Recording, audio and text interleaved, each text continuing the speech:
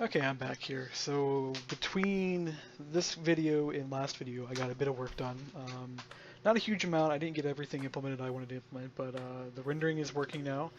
We now have a non-standard model running. Now this, keep in mind, this is not the model that's going to be used in Armory mod. This is actually for a client's commission.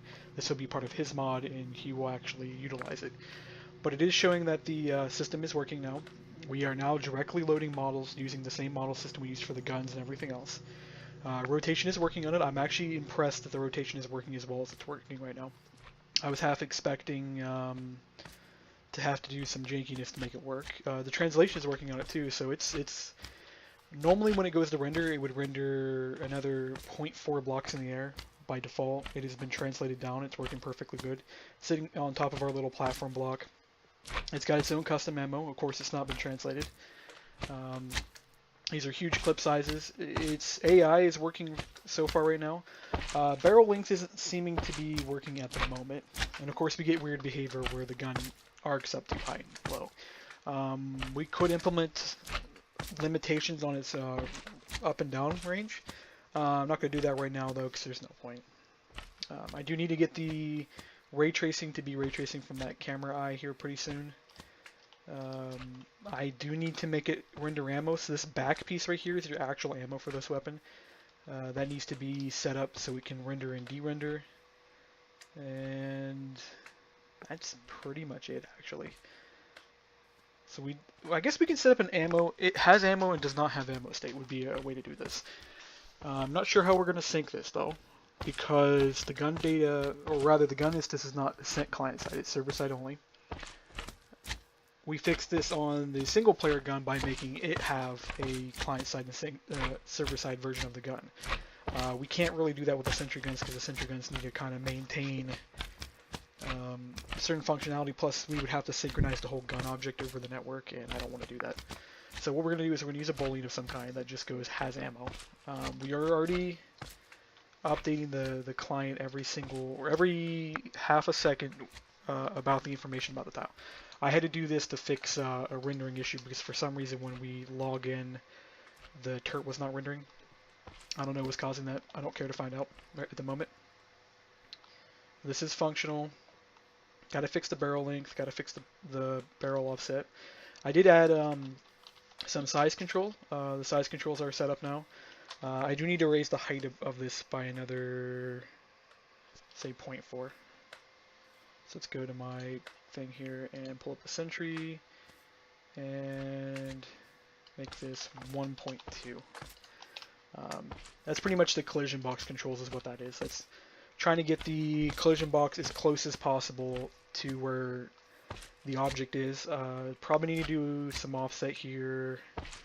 There are a few little things I need to control, and the reason why this smoke particle, by the way, is so low is because remember the center point here is set via the center point of the object. We're going to need to add some handling to set the center point up to here. So that's going to be another thing we're going to implement in this video. So we're going to go ahead and close here, and we're going to start setting up the data for this. Let me go find where I'm looking at. There's the commission mod I'm working on. A lot of this stuff is being created, of course, for the commission mod, but it's more of an excuse to work on all this content. Let's see. Okay, there's Sentry data. I still don't have a converter for pause objects yet. We're going to have to figure out how to do that, and just like the in arrays, I don't have a solution at the moment. I do need to get rid of these battery slots off of the current commissioned tile. The current commissioned tile is meant to be wirelessly charged off of a generator that just literally has an on-off state. That's literally how the generator is going to work. Client wants a very simple mod to use, highly user-friendly. He's been pretty critical about making sure things are user-friendly. Not as critical as other clients. He just goes, I want it user-friendly. That's pretty much it.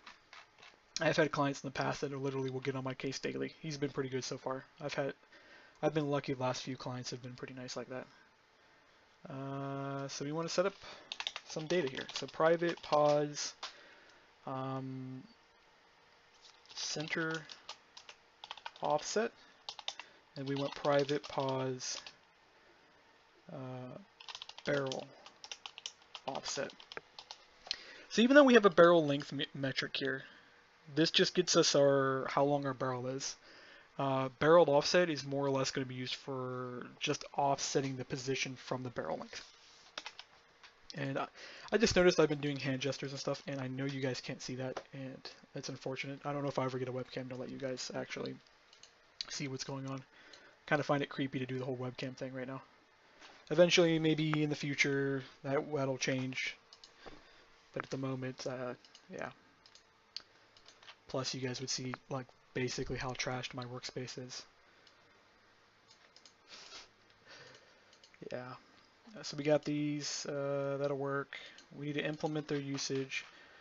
We do need to initialize. Actually, no, we can do a null check. Null check will work perfectly fine. So we want to go to our processor. You know, I'm starting to feel like I might start dragging the processors up into here just so they're next to where their data objects are. Having them all down here is... oh, come on, Taz, no barking. Having all the processor down here is restoring that kind of old hierarchy system that was used where you had all the tiles in one object, all the blocks, all the items.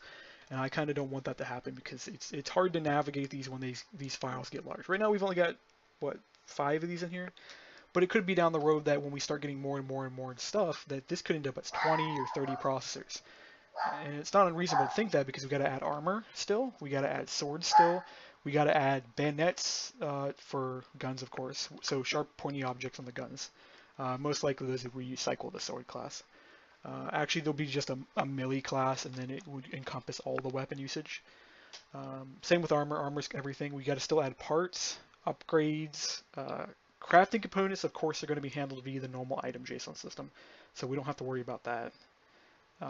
Upgrades will kind of be an extension of that system, and then same thing for gun parts, it'll be an extension of that system. So it's not too hard to think about. But that by itself is maybe 3 or 4 more processors that we're going to need.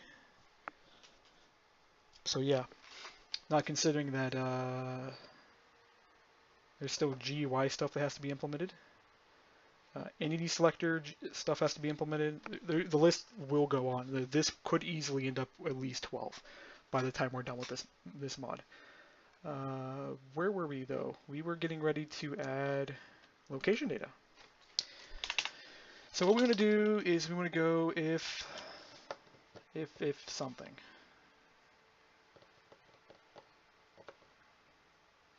So if Sentry Json object has what do we want to call these? Because right now we can't inject these, as I already noted. There's no easy way to do that. I could come up with a system for it. What you would have to do is you'd have to define your type as pause.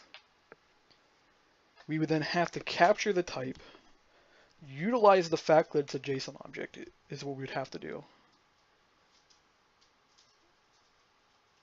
You know, fuck it. We're going to do something complicated right now. Because I feel bored. And I got nothing better to do today because my buddies... Well, one of my buddies is on right now, but he's playing tanks. Okay. So, this loads everything. And here's the handler. So, there's an else statement here. We could just straight out use the JSON element system, but what we want to do, we want to go and actually we want to handle it kind of right here. So we have an object. So we want to go if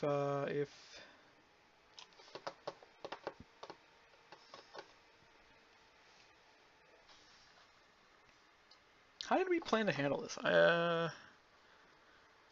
Injection type.get is how this works. Type. If type doesn't equal null.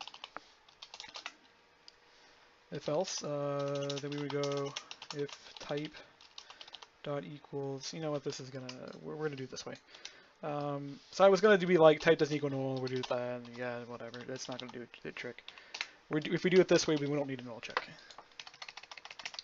Then we just need to go else at the bottom here, and etc. And what will happen is this will actually crash if it's not set up correctly. which is good. We want that to happen technically. So, oh, this needs to be type, not type string. And my dog's now being, she was being perfectly fine behaving, and as soon as I started recording, she started being more vocal. I wonder if it's because I get more energetic when I'm recording versus not normal, and she gets energetic because of it. I know there's some kind of theory where dogs psychologically attach themselves to their owners. I don't know anything about it though. So we don't pause equals pause dot. By the way, I did make an object or a method now for this where we can convert pauses from JSON objects right away now.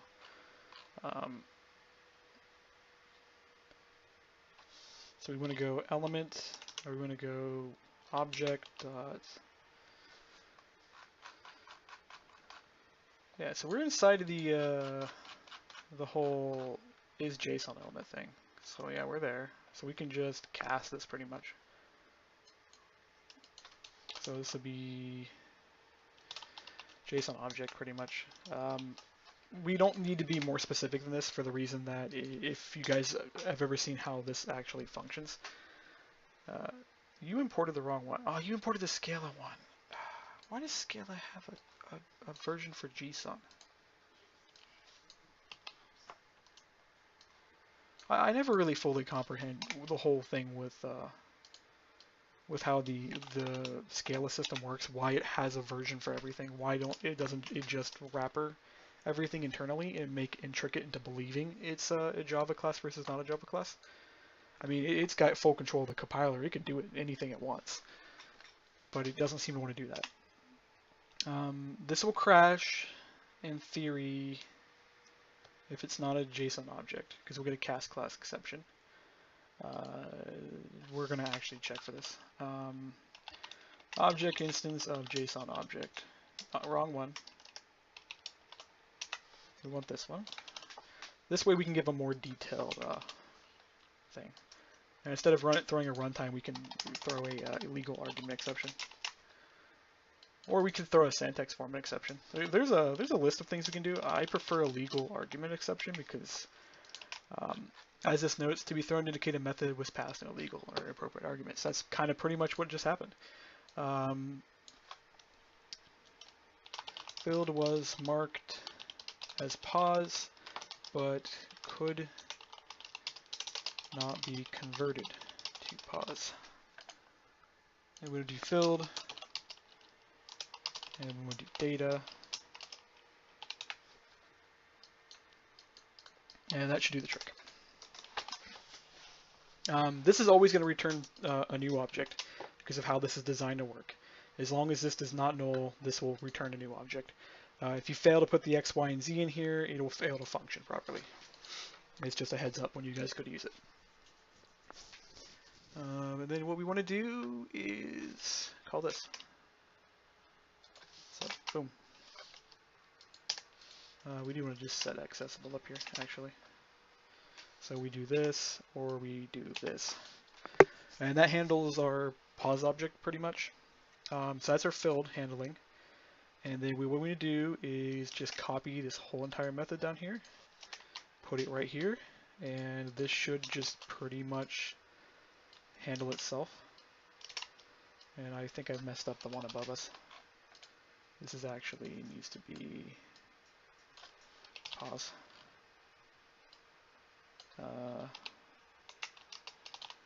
Did I convert this wrong? This is actually value is what this needs to be. This needs refactored because it's ambiguous and hard to understand. Object to inject. And then we're going to go value to inject. Much easier to understand.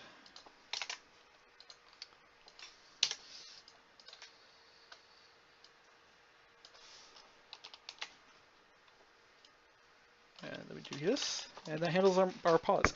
And then what we could do is we could make another one called in array, make so on and so on.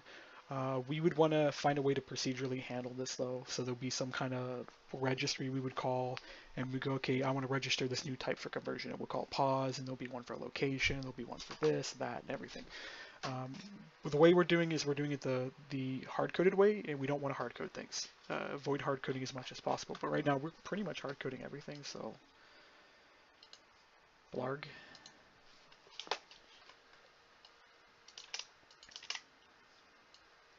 This will be center offset of type pos. This will be barrel offset of type pos. Taz, leave my jacket alone. Okay, we're good here, I think. That adds 2 more data variables. I wasn't paying attention of how tall our Sentry gun was. I want to say...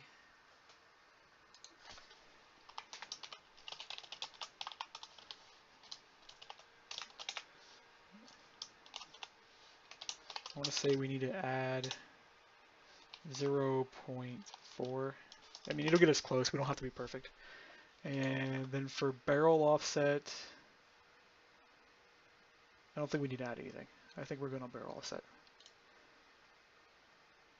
So how we implement this, so we can go ahead and implement this before we load up and it's already done, is when we go to set the position, we want to go if data doesn't equal null for 1. I have to add null checks now because the data doesn't want to sync properly sometimes. So we want to go get center offset doesn't equal null. Then center equals center.add get center offset. We'll handle barrel offset in a bit because I don't think I actually need to mess with it. Barrel offset is actually handled down here. Actually, we'll just go ahead and implement it. Less laziness, more work. Barrel length is actually already implemented, but actually I messed it up here. This is get. That's the reason why barrel length isn't working properly. I put width in there by mistake. So half width is calculated off of the body width. Body width is also a variable that is provided.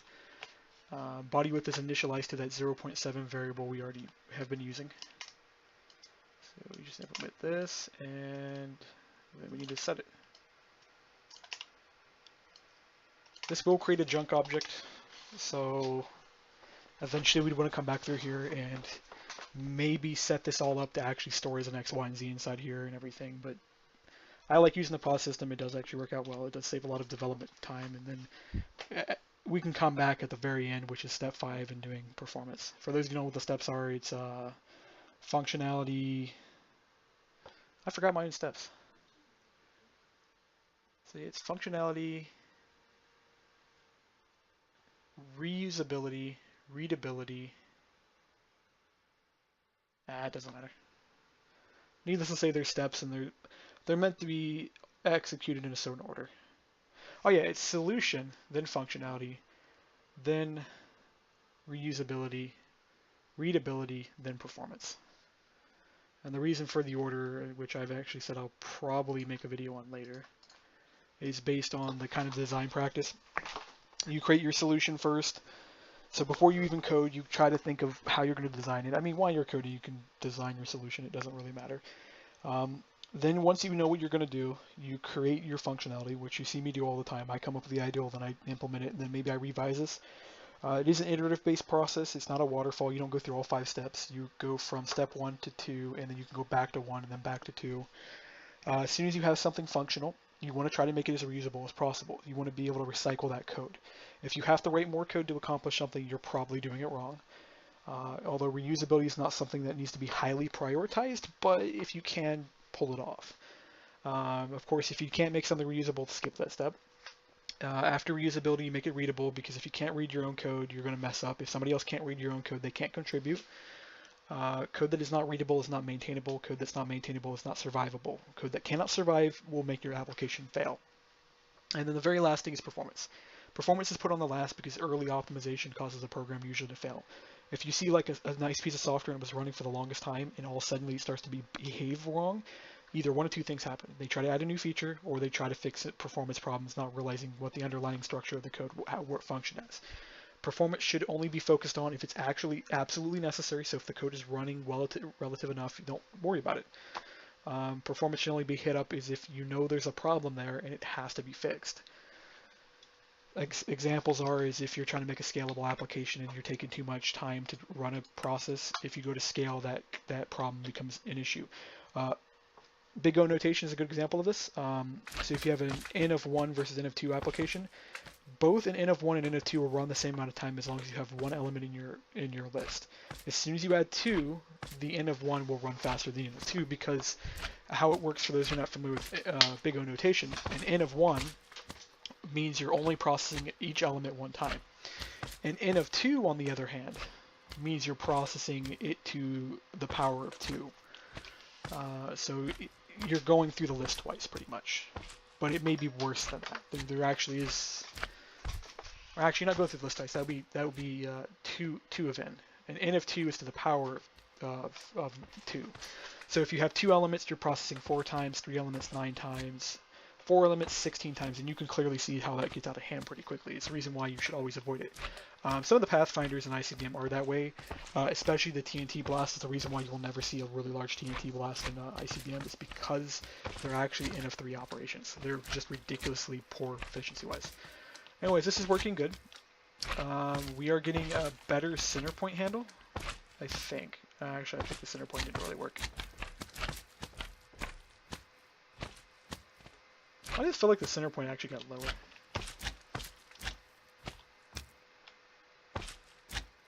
Or did we not even specify a center point before we loaded?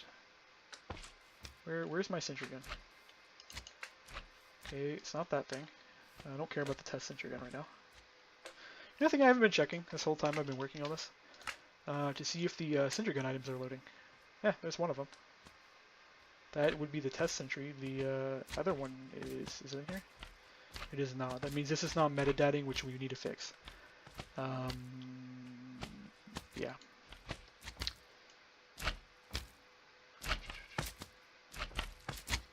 So where is my sentry gun that I had open?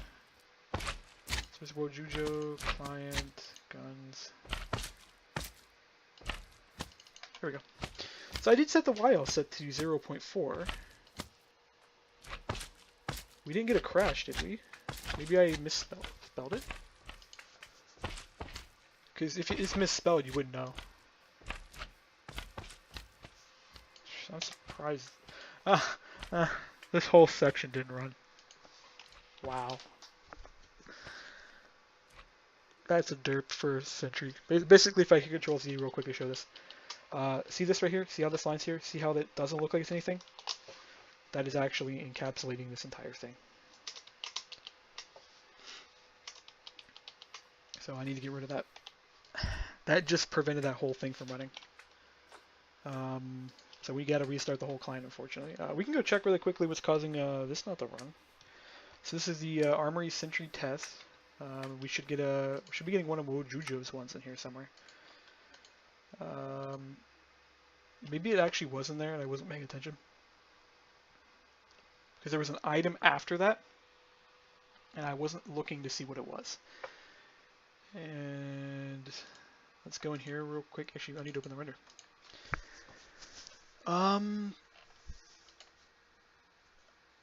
No, here we go. Texture minigun.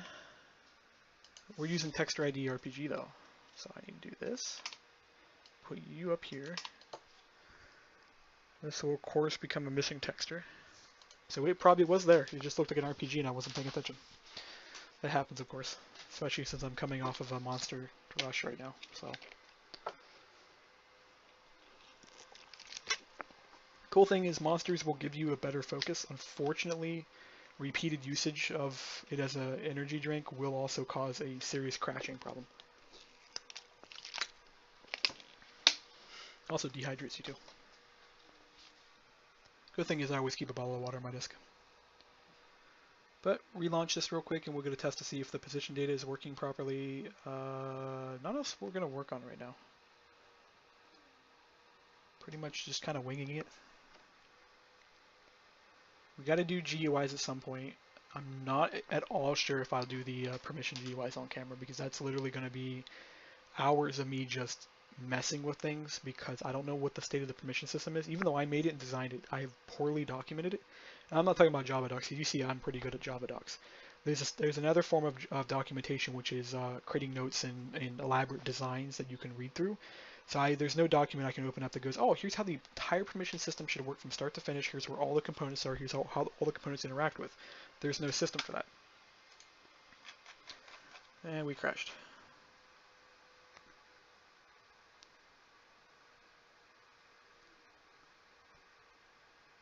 Uh-huh.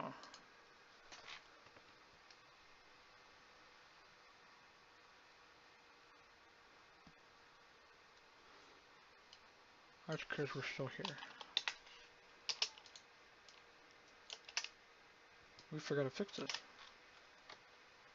We fixed the one up here, sorta. We didn't fix the one down here. This is where JUnit testing is required. I don't have JUnit testing for these two methods right now.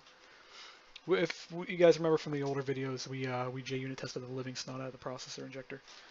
I will come back through and I'll do the JUnit testing later. I actually need to spend a day just going through and JUnit testing as much as possible. I was hoping my interns would do this kind of stuff for me because this is absolutely amazing job experience.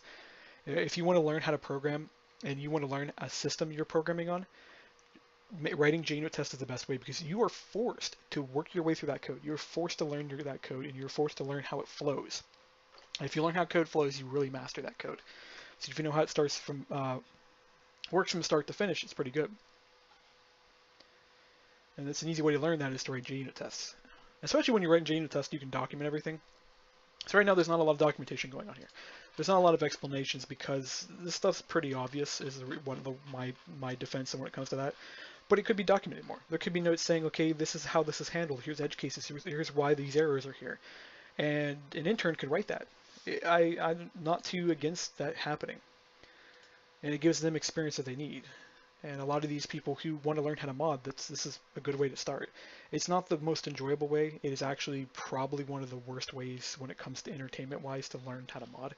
The most enjoyable way is to just pick something and just start modding. You don't have to start anywhere when it comes to modding. I started with AIs. That's literally how I got started with modding.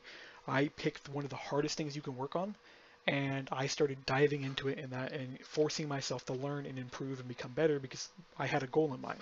I wanted to make guards that could protect my oil wells in BuiltCraft. Of course, that wasn't the first mod I ever made, actually. The first mod I made was dirt to diamonds like everybody else usually does.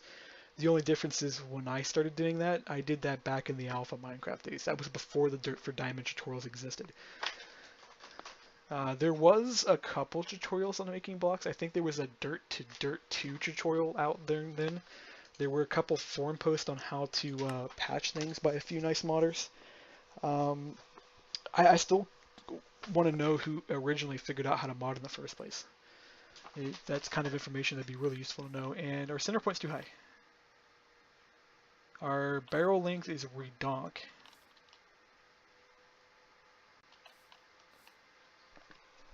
Means the original barrel length was probably good of 1.5. Yeah. God damn it. I look at my phone thinking I got like an important text and no, it's a Facebook notification. So this needs to go down by, I want to say 1, maybe 2. Yeah, well that's 2. So that means our center point was actually not off by much. So we go over here, put that's good. That'll fix itself. Right now we can't fix it in the active state. I'm confused why the barrel length is all the way out here. Why? Is that really 2 meters away from the... Oh, it's 2 meters away from where the original point would have been. No, that doesn't make sense. So the barrel spawn point is calculated via this stuff. Barrel length, we're getting the maximum of 2, so we're getting the larger of the 2 values. It is just set too high. Our barrel length, if I can get this thing to ever stay still. is about 1.1 blocks. So yeah, we have it set way too high.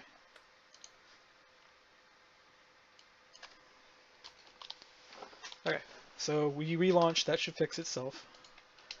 Right now we don't have much to do, we just need to do a texture for this. I needed to do the detached state on here, which is actually what I was going to do here a few minutes ago, wasn't I? And I kind of got lost on my place of thought. So we're going to close this, and we're going to set it up.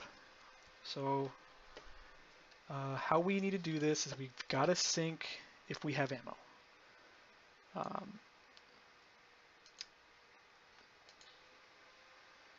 How are we going to do this? We're going to do this in here because this is probably one of the easier spots to do it. So we want to create a variable, protected boolean tert has ammo equals false, and so sentry data is equal null, sentry is turned on. Okay, we don't care.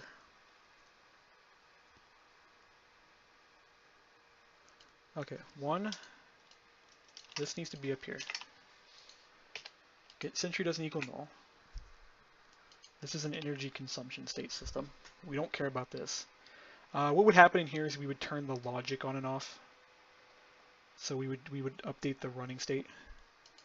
So we're going to go else running equals false. So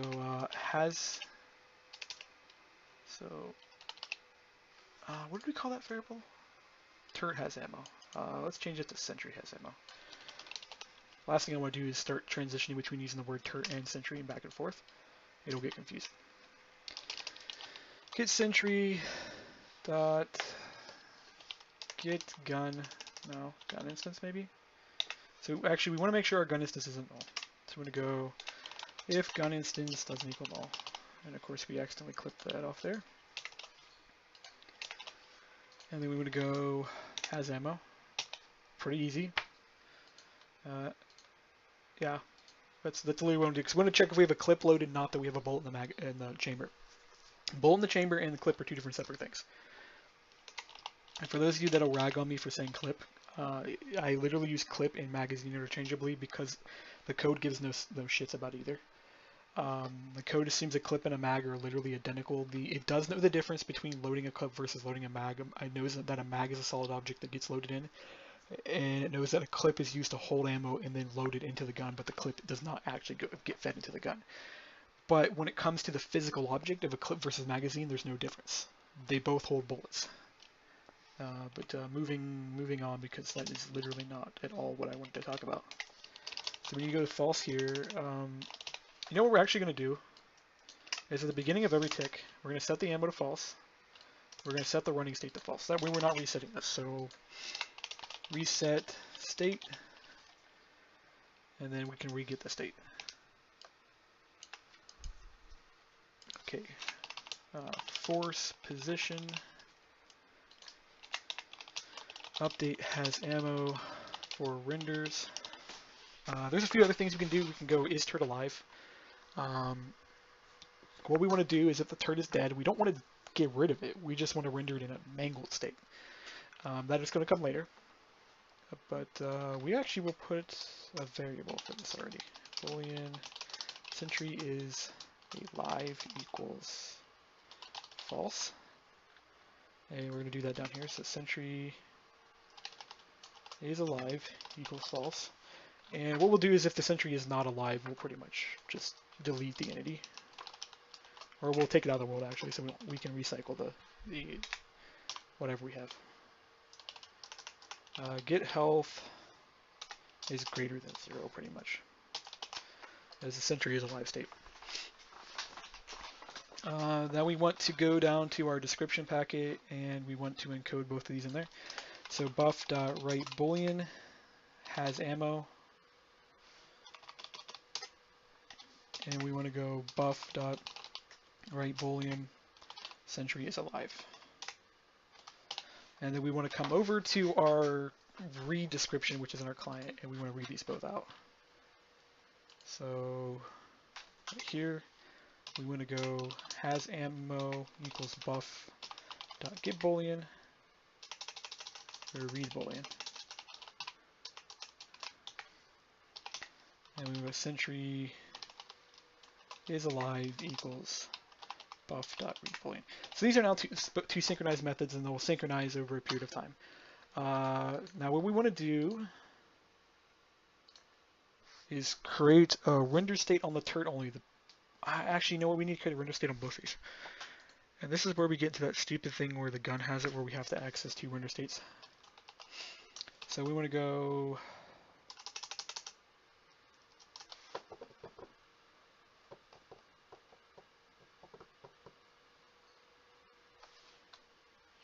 so we want to do this.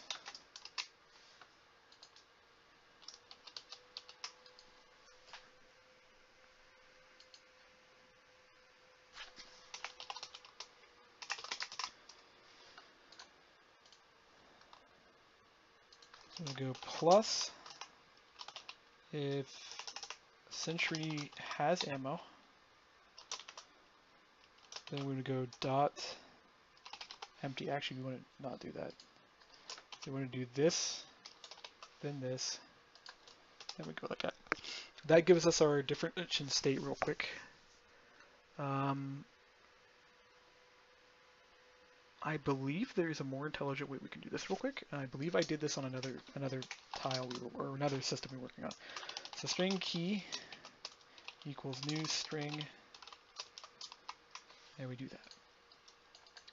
This will make our life a little easier. And then we just got to cycle. Theoretically, we could render the turret base this way too. We actually are going to do that, but I mean, we could cycle this all into the same thing. Is what I'm trying to say, but my brain isn't allowing me.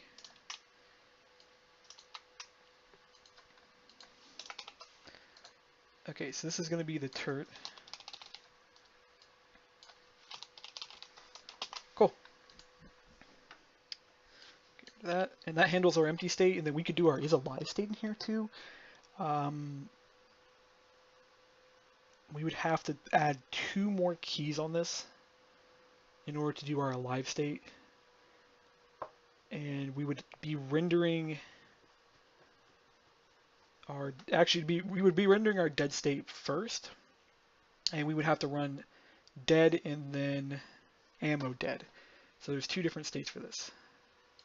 We're going to actually copy this. Final string empty s. And we're going to do this because this just saves just a little bit of text. And we're going to go ahead and just implement the dead state real quick since we have free time, I guess. So this be dead, empty, and then just be dead.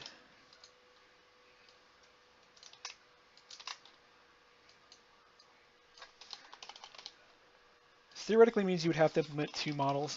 It wouldn't actually mean you have to do anything really because everything will be handled. The only thing you would have to substitute will be a texter to do the dead state, and then you've got an ammo versus unammoed state. And the only thing the difference between an ammo and an unammoed state should be is de-rendering a single piece of your tile, pretty much. So this is set up. We then want to go over to our render code, and we want to set up that de-rendered state. I need to load Blender back up. I did this earlier. I actually had to open the model up and figure out all the pieces. It's the reason why I didn't do this on camera is it took me a while. And a little bit of ranting that Morton messed the models up again. I mean, I love the guy's work, but unfortunately, on average, he screws the models up. I messed this up. I need to import waveform. Pretty sure I just did that. Why isn't it importing? Right there it is. Why? Blender's erroring out and it's not telling me. So delete, file, import, waveform. I need to go to the request folder. So that's the grappling hook folder. This is ICBM's folder. Oh man, this is just going to be one of those days where I'm going to have to manually go to the request folder through Blender's really crappy navigation system. I mean, they probably had in good faith when they made this that this was pretty ideal, and it's not horrible usage-wise. I just don't know why they can't use the Windows. It's not too hard to access via most applications. There's libraries for it. So work.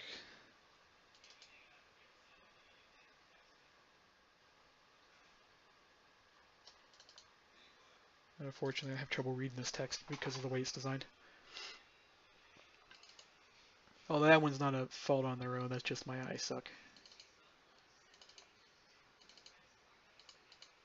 There we go. Okay, so here's the Sentry gun. By the way, I believe this should be facing the red arrow. Oh no, it should be facing the green arrow. So this turret is 180 degrees backwards, pretty much. Because everything should face that way. I fixed it in my code. Of course, the render system is understandable to be able to invert things. So we want to figure out what parts of our ammo. Okay, so component 6. None of these are named, by the way.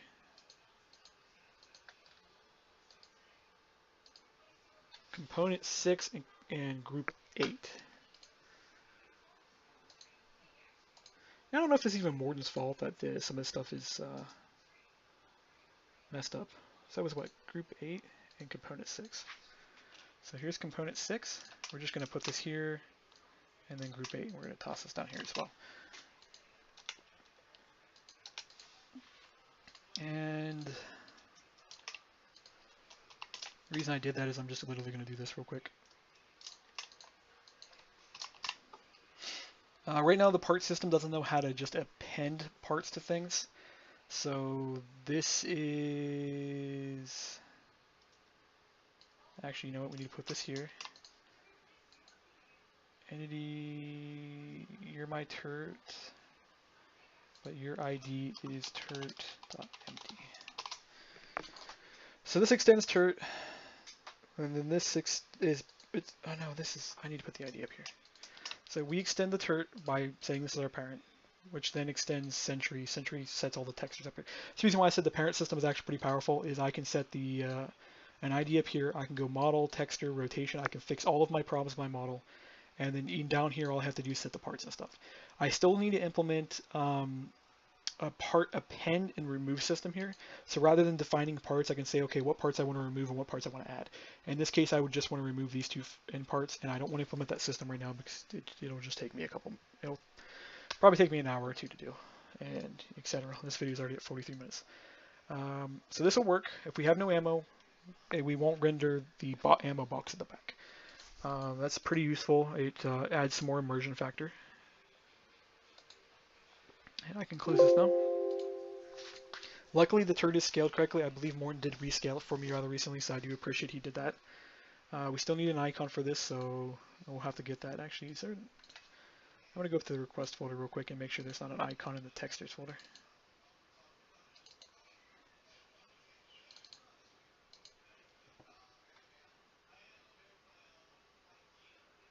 I'm not seeing one. Has he got one in here? He made me some more guns, like we have grenade launchers now that are just waiting to be implemented. And of course, we still have all the swords. He made these like years ago when I first told him I was going to make the army mod. He made me a whole bunch of weapons right away. It's a sad thing. He used to make us a lot of guns and would be right on time with it. Unfortunately, everybody's got to make a living, so he's got a real job now. Let's just launch this up and see how it behaves. So we adjusted a few things, I believe, since this restart. Losing track of what I'm doing, unfortunately. It's getting late in the day.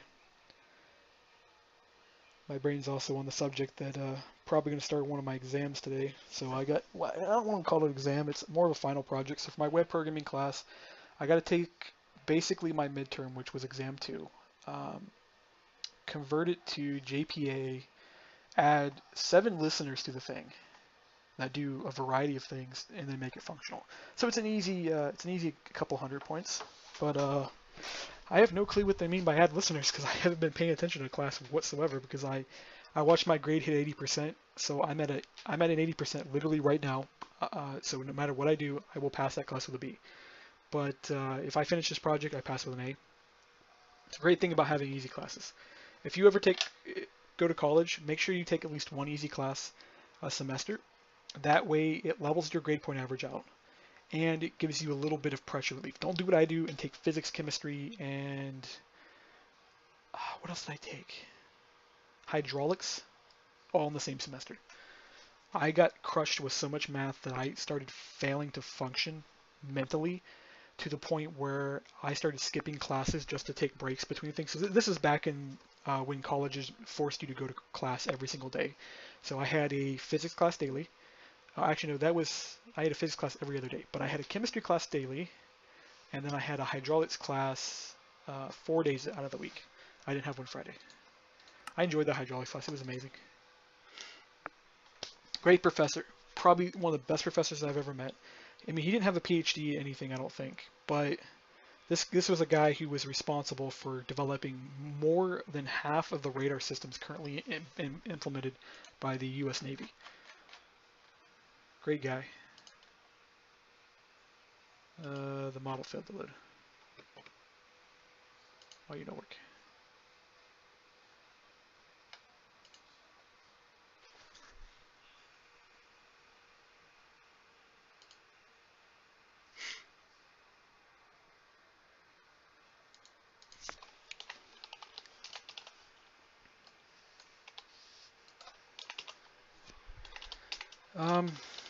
There's a really high possibility that my model just got corrupted, and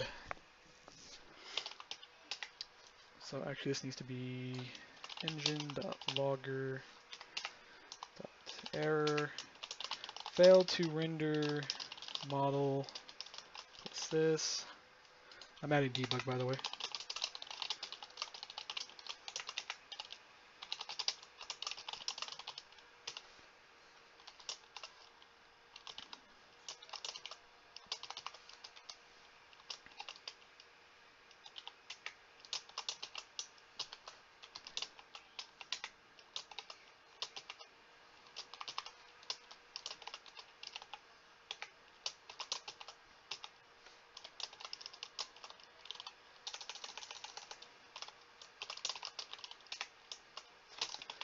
Okay, so that's going to give me a pretty consistent output of what's going on, so I can see the model data. This is going to error log, and I'm going to do one more thing.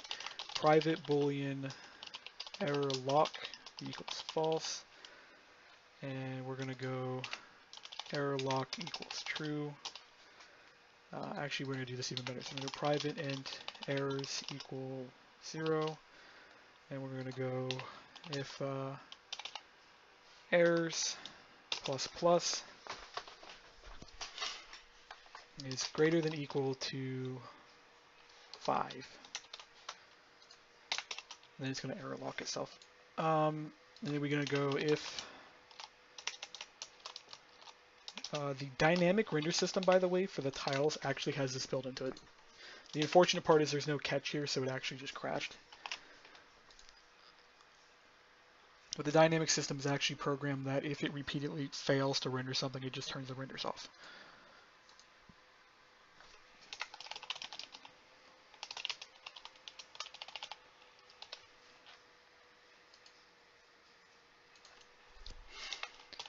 If long time equals system.current time mills. Actually, we're going to get current. We're going to get nano time. If we would go time minus last error is greater than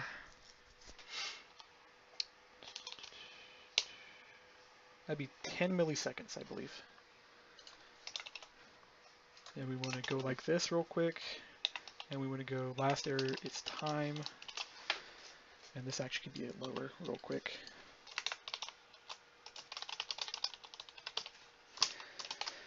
And what this actually means is that if this consistently errors out, it'll turn the model off.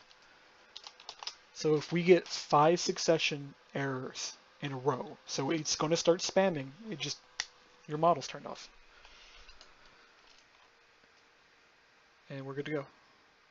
We'll need a reload system for this, so we go like to do implement model reload to fix errors. So the only thing that's going to happen is our model's pretty much null. So our model got null because our object, I think, is null, which should not have happened.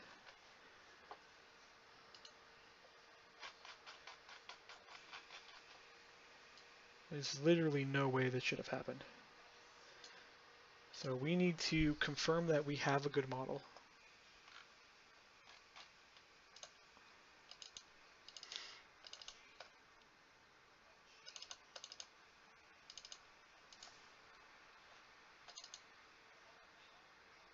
We have a corrupted model. I don't even know how this happened.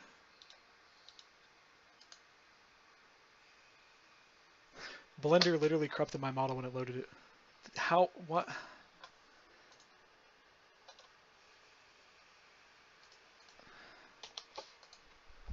I must have hit save model instead of load model when I was working on the model. Good thing we have backups.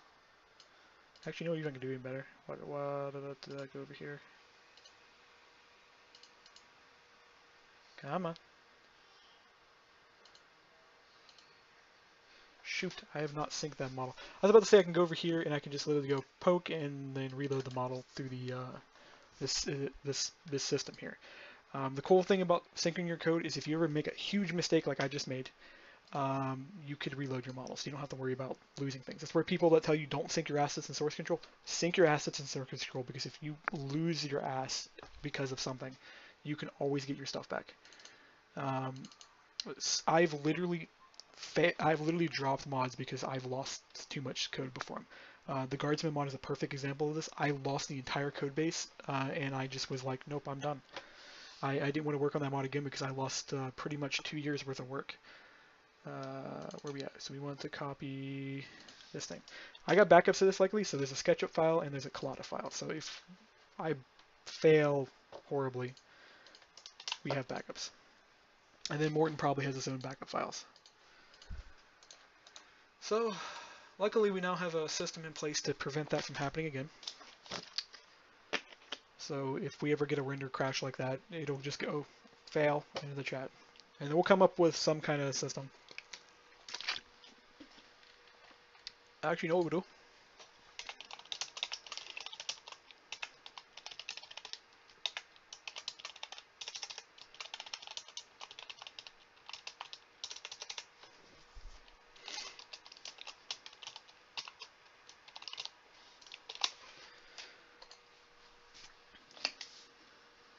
Actually, you know what? That's not scalar. I want render floating text.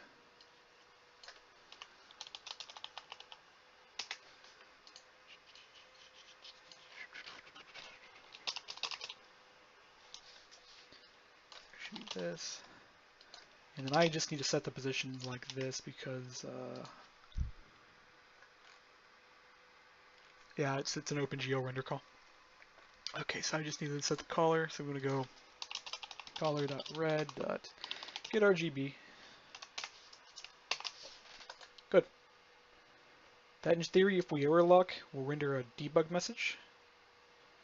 That'll then prevent it from... Well, we'll notify you that shit's broken.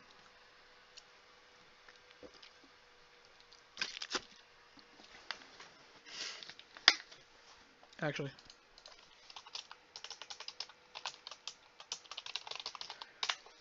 We don't want the end user to even care. That's just going to be for me. I think all the testers run in dev mode anyways.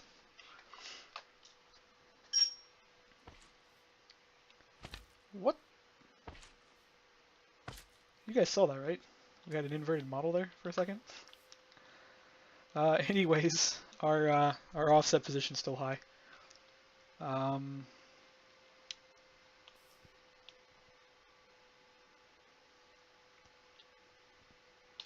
Yeah, we're only off by a value of another 0.1. Our barrel length needs to come back by one more. Why am I keep opening this? I need to get rid of TextPad. I'm instinctively just set up to open TextPad every time I want to edit a text file. Okay, that's good. The blue line's still messed up. But this video is already an hour long, so we're going to go ahead and close this off here, and I'll get back with more work. What we'll probably work on next is getting this textured, and then probably fixing that blue line.